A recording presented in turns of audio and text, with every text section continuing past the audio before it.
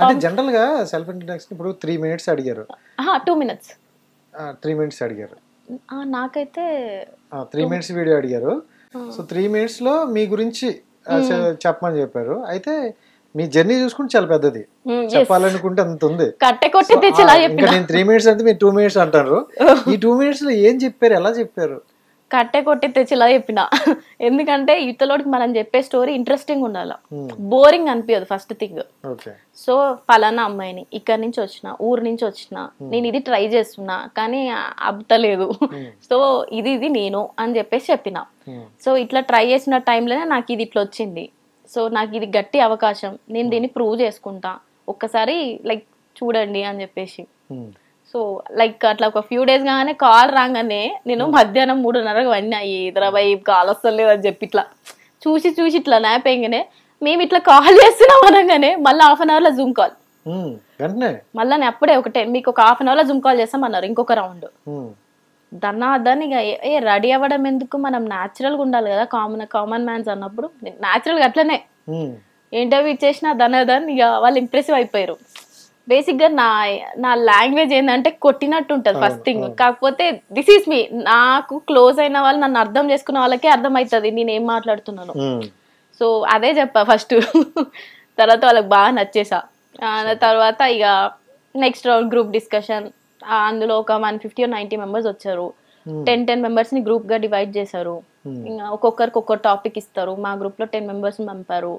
మా group discussion లో అడిగారు అనమాట, ఇక్కడ సెల్ఫ్ ఇంట్రొడక్షన్ ఒక్కొక్కరం ఇచ్చుకున్న తర్వాత ఇక్కడ మీకు కనిపించిన వాళ్ళలో ఫేక్ ఎవరు కనిపిస్తున్నారు, సో అట్లా ఒక్కొక్కరు గురించి చెప్పారు. సో అక్కడ కూడా ఇచ్చి పడేసిన నేను ఇక, ఎందుకంటే I want this at any cost అని చెప్పి. వచ్చిన అవకాశాన్ని మనం పోగొట్టుకోవద్దు, అట్లీస్ట్ నువ్వు ట్రై చేయాలి. ట్రై చేయకుండా ఆడదాకా వచ్చి గమ్మన కూర్చుంటే ఏమైతుంది. ఎస్, అంటే చాలా మంది ఎన్ని లక్షలు పెడితే ఇంత మందికి వచ్చింది, అది మనం వినియోగించకపోతే ఇంకోటి ఏంటంటే మనం ట్రై చేసినా రాలేదంటే ఏం కాదు, బట్ నువ్వు ట్రై చేయకుండా అది రావాలి అనుకుంటే తప్పు కదా. సో ఇంకోటి ఏంటంటే ఇప్పుడు కామన్ మ్యాన్ అని పెట్టారు.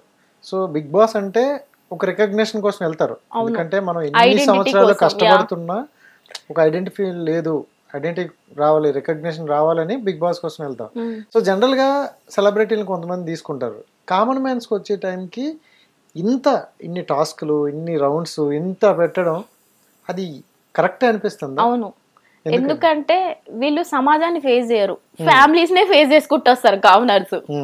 సమాజం అంటే ఇండస్ట్రీ, సెలబ్రిటీ, సో వాళ్ళందరినీ ఫేస్ చేయాలి. వాళ్ళకి ఒక్క కామెంట్ వేసినా గానీ ఫ్యామిలీ అంతా రీచ్ అవుతుంది, వాళ్ళు ఫేస్ చేయాల్సి వస్తుంది. వాళ్ళు మెంటల్ గా స్ట్రాంగ్ ఉంటారు కొంచెం. సో మన కామనర్స్ ఏంటంటే మన ఫ్యామిలీ దోస్తులతోనే ఉంటాం, ఒక సర్కిల్ ఫామ్ అవుతుంది. వాళ్ళ మధ్యనే ఉండి మన ఆలోచన అదేంటంటే మనం పుట్టి పెరిగిన ప్రకారంగా మన బ్రెయిన్ ఒకలా ఉంటది. ఇప్పుడు మీది ఒకలా ఉంటది, నాదొకలా ఉంటది.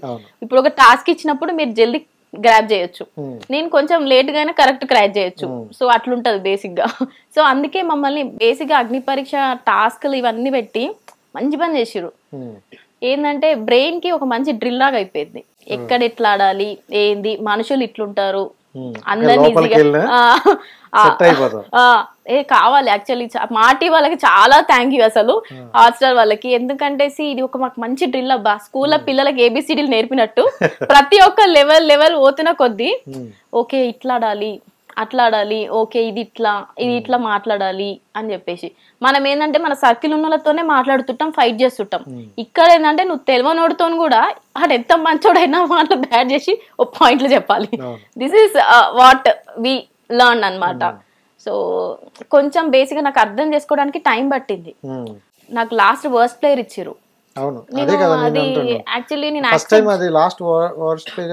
నాకు షాక్ అయ్యాయి, ఏంటిది అంటే అప్పటి వరకు బానే ఉంది కదా అండ్ పర్ఫార్మెన్స్, సడన్ గా ఇచ్చారు ఏంటంటే మళ్ళీ చూస్తే షాక్ ఇచ్చావు నువ్వు అందరికి.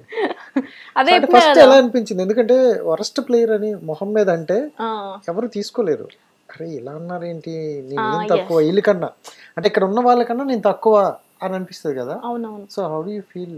అంటే వర్స్ట్ ఇచ్చినప్పుడు నాకెందుకు వచ్చింది అనిపిస్తుంది, బికాస్ మీరు ప్రీవియస్ ఎపిసోడ్ చూసినట్టయితే అక్కడ ఇంకో కొందరు మాట్లాడలేదు. అవును, అంటే నేను ఆడియన్స్ కే వదిలేస్తా, ఎందుకంటే జనాలు మీరు చూసి డిసైడ్ చేయాలా. ఇక్కడ మేము ఎంత అనుకున్నా గానీ అట్ లాస్ట్ మమ్మల్ని ముందుకు తీసుకోవాల్సింది మీరే. సో మీరు అది చూసి ఇక మీ నుంచి ఒపీనియన్ నేను కోరుకుంటా. అది వర్స్ట్ ప్లేయర్ అనేది నేను చాలా సీరియస్ గానే తీసుకున్నా. ఎందుకంటే అంత టెలివిజన్ పైన వర్స్ట్ అనేది నాకు కొంచెం ఫీల్ అయినా బ్యాడ్ గానే. ఎందుకంటే మా అయ్యతో నేను ఫేస్ చేసినవే మస్తు లెక్క. ఇక ఇది ఇంకో పెద్ద అనిపించింది. ఇక ఈ అమ్మాయి ఏదో ఒకటి చేయాలి రాబాయ్, మనం గట్టిగా ఆడాలని చెప్పి సెకండ్ టాస్క్ ని చాలా గట్టిగా తీసుకున్నా. నా చెయ్యి కానీ ఈ రోజు ఏమన్నా కానీ అని చెప్పి ఆల్మోస్ట్ తెలుసా అది 35 to 40 minutes. అది ఒక ఫింగర్ వేలుతో పట్టుకోవడం అనేది నాట్ ఎన్ ఈజీ. మేబీ అది టైం సరిపోక ఎడిటింగ్ లో అది తీసేయండొచ్చు హాట్స్టార్ వాళ్ళు, బికాస్ వాళ్ళకి కూడా టైం లిమిట్స్ ఉంటాయి. సో అదంతా చూపించలేదు. సో ఇక నాకైతే ఆ రోజు మా డాడీ చూసి నిన్న అసలు కత్తిలాడినావు, డిఫెన్స్ అయ్యి నువ్వు గట్టిగా చెయ్యి అని చెప్పేసి అంటుండు. అన్ని ఎపిసోడ్ లో ఇవన్నీ 1 or 2 days అయిపోయా మొత్తం అదంతా ప్రాసెస్? అంటే ఒక 2 days కంటిన్యూ ఉంటది. అంటే మీరు ఇప్పుడు షూట్ అవుతుంది, మీరు నెక్స్ట్ డే ఇంటికి వెళ్తారు.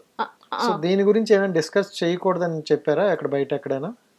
అంటే వాళ్ళు చేయొద్దని కాదు, మనమే చేయొద్దు బేసిక్ గా. ఎందుకంటే జనాలు చూడాలి కదా ఇంట్రెస్టింగ్ గా. ఇప్పుడు చెప్తే వాళ్ళకి మజా ఏమొస్తుంది? అదే కదా. అందుకే అంటే జనాలని కాదు, మన చుట్టుపక్కల కావచ్చు. అంటే మా మమ్మీ డాడీతో చెప్తా నేను బేసిక్ గా. ఇక వేరే వాళ్ళకి కావాలనే చెప్పలేదు, ఎందుకంటే ఇంట్రెస్టింగ్ ఉండాలి. ఇప్పుడు నేను మొత్తం సినిమా అంతా చెప్పినాక సినిమా ఏం చూడబుద్ది అవుతుంది వాళ్ళకి. సో అందుకే